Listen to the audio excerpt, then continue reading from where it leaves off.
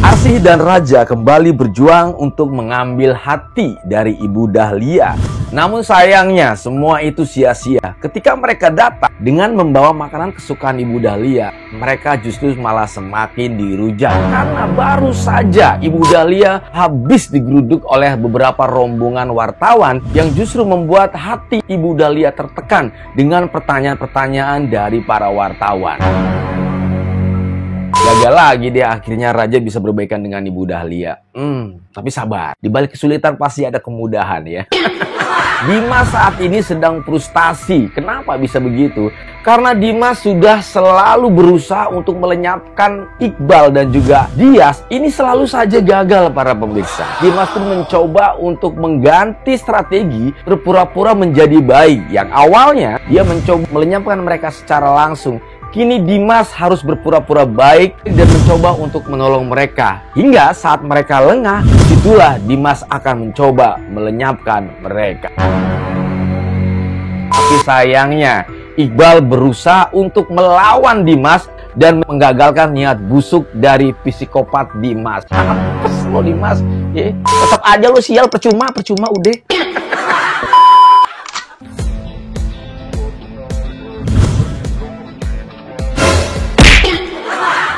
Assalamualaikum warahmatullahi wabarakatuh. Selamat datang lagi para pemirsa semua di rumah. Sehat selalu ya buat kalian. Semoga kalian selalu panjang umur, banyak rezeki, dan selalu dimudahkan segala urusannya. Amin guys ya. Dan semoga doa saya ini dijabah dan dikabulkan oleh Allah Subhanahu wa taala. Amin guys ya. Kita akan membahas alur cerita dari trailer drama series Amka di episode 47. Cerita ini dimulai dari Raja dan juga Arsy yang mereka bersama-sama mengejar mobil Renata. Yang dimana pada saat itu Raja sangat curiga bahwa di dalam mobil tersebut ada Rani yang bersembunyi, yang mungkin kita tahu bahwa Rani saat ini sedang mengaku berada di Aussie atau di Australia. Dengan keyakinannya, Raja pun mencoba untuk mengejar mobil Renata tersebut, teman-teman. Sayangnya, pada saat proses pengejaran mobil Renata, Raja pun mengalami kesulitan. Kebetulan sekali, arah mereka sangat berlawanan. Hingga semua itu tidak semudah membalikkan telapak tangan untuk menyalip mobil Renata, teman-teman. Di saat Renata dan juga Rani sadar bahwa mobilnya sedang diikuti Raja, dia pun akhirnya kebingungan. Dia kewalahan bagaimana cara menghadapi Raja kalau misalnya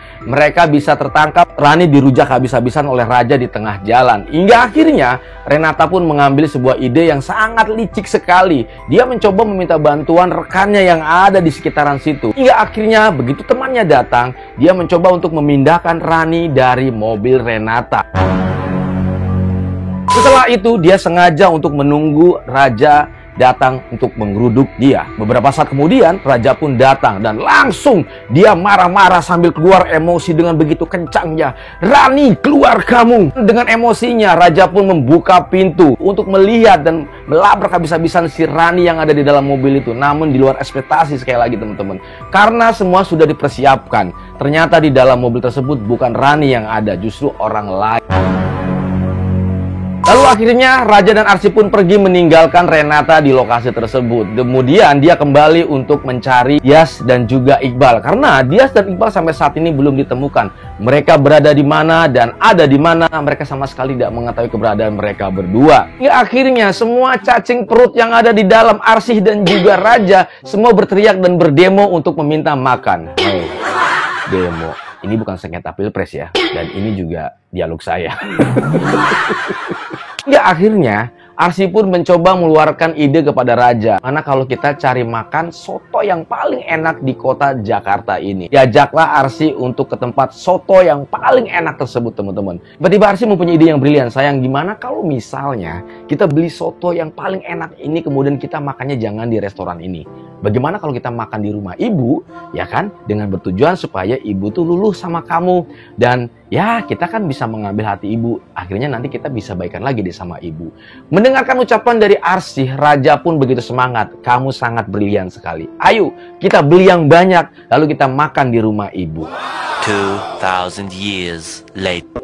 Gitu sampainya di rumah, Raja dan Arsy pun langsung mengetok pintu dan mengajak Ibu Dahlia makan. Namun naasnya teman-teman, begitu mereka datang, bukan sambutan yang sangat hangat yang didapatkan oleh Ibu Dahlia. Justru semakin panas. Kenapa bisa begitu? Karena baru saja Ibu Dahlia habis digeruduk oleh beberapa rombongan wartawan dengan mempertanyakan pertanyaan-pertanyaan yang selalu menyudutkan keluarga mereka. Mereka dianggap selama ini selalu memanfaatkan keadaan kondisi keluarganya yang sederhana, sedangkan keluarga raja adalah keluarga orang yang sangat kaya. Menerima semua pemberian-pemberian dari keluarga raja itu adalah bagian dari strategi mereka untuk menikmati hidup yang lebih enak, mungkin seperti itu. Dan itulah pertanyaan-pertanyaan dari wartawan yang dilontarkan oleh mereka yang akhirnya bisa menyakiti perasaan Ibu Dahlia, Bapak pemirsa. Aduh, miris sih ya sebetulnya niat baik Raja dan Arsy untuk baikan sama Ibu Dahlia ternyata harus ditolak ya teman-teman ya.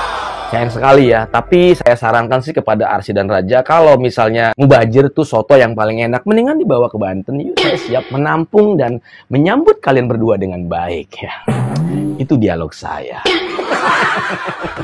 Lalu kita masuk di cerita lain teman-teman, Dias, Iqbal, dan juga Dimas. Saat ini Dias dan Iqbal sudah berjuang mati-matian melawan maut. Kita tahu bahwa mereka selalu saja diserang oleh Dimas yang bertujuan untuk melenyapkan mereka berdua. Namun sayangnya usaha Dimas selalu saja gagal. Di saat Dimas selalu ingin melenyapkan mereka berdua, justru kesakitan, keperihan, bahkan kenyerian yang dinikmati oleh Dimas, teman-teman. Dan akhirnya Dimas pun mencoba untuk membuat strategi baru.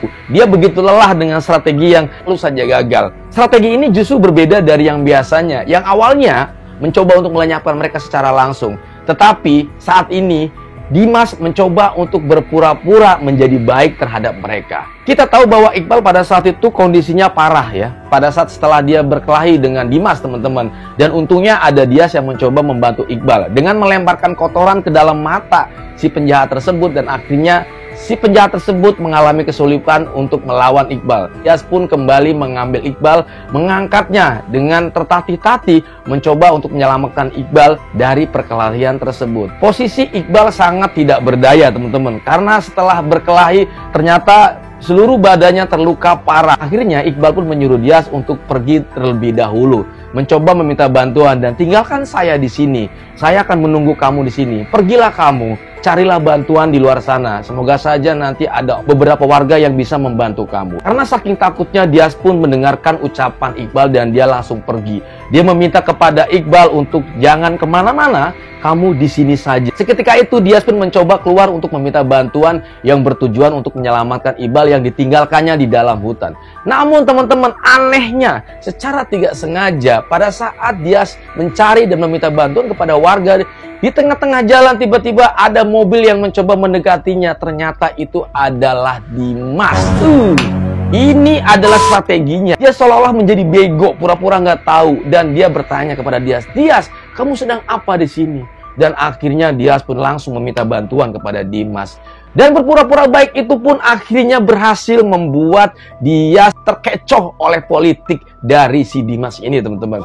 Kemudian mengajak Dimas untuk membantu Iqbal yang saat ini sedang terluka dan tergeletak di dalam hutan. Mereka pun akhirnya berjalan menggunakan mobil Dimas, teman-teman. Lalu ketika mobil mereka berhenti, Dias pun mengajak Dimas untuk mengecek kondisi Iqbal yang saat ini sedang tergeletak di dalam hutan. Saat itu dia sangat polos sekali, teman-teman. Dia percaya dengan ucapan Dimas yang dilontarkan dari mulutnya.